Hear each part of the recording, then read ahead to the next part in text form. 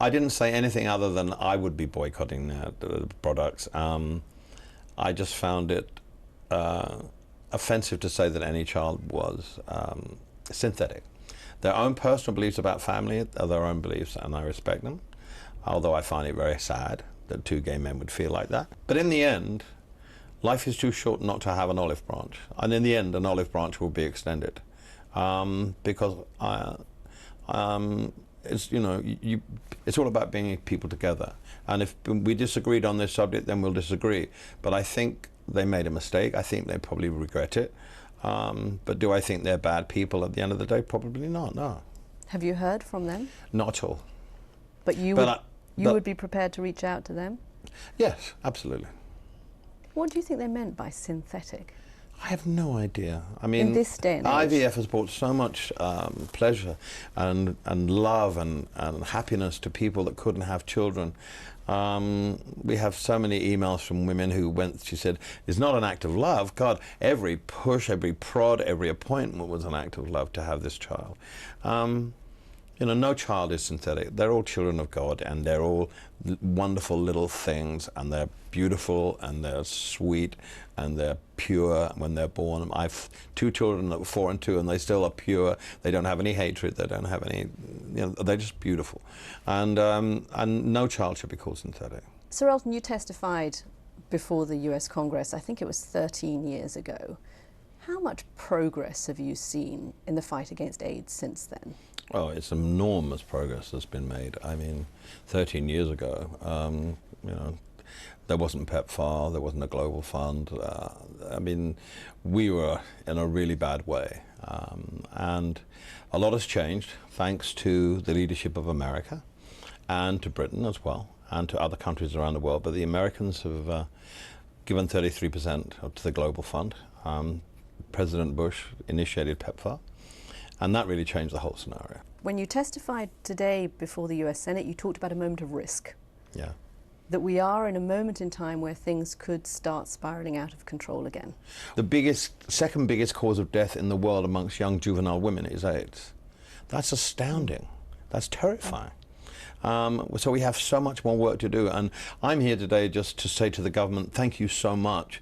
Keep your foot on the accelerator, and to the British government as well, and to the countries in the EU, and to other countries that don't give as much, like China and Thailand and Japan, to say, come to the party.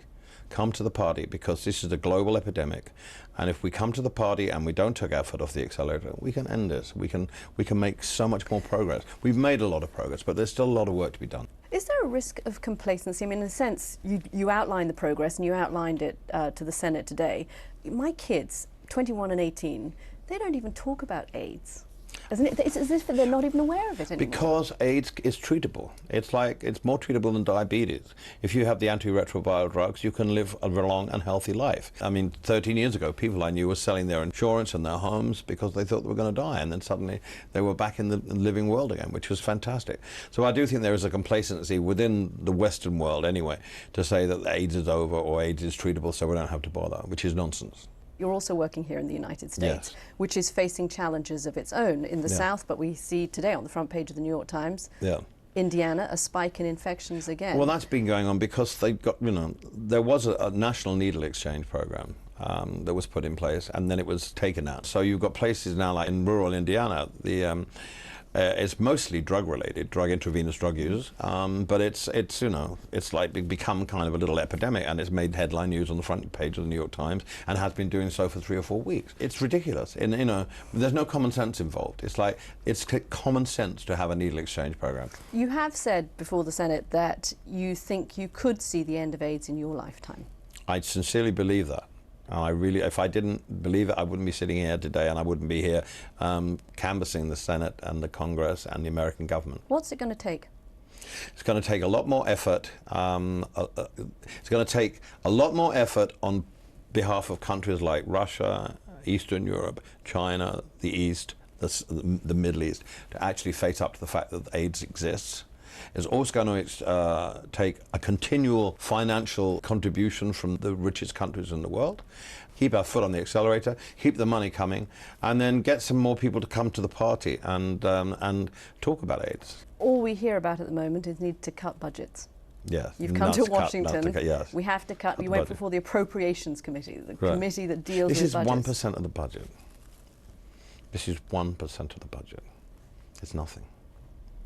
Do you think America's going to do the right thing and carry on? I think they will. To the party? I have great faith in them. And in this case, it was a Republican president that put the PEPFAR thing into place. It wasn't a Democrat, it was a Republican. It was President Bush, who knows a lot about Africa and cares a lot about Africa. So I think I have great faith that this will continue.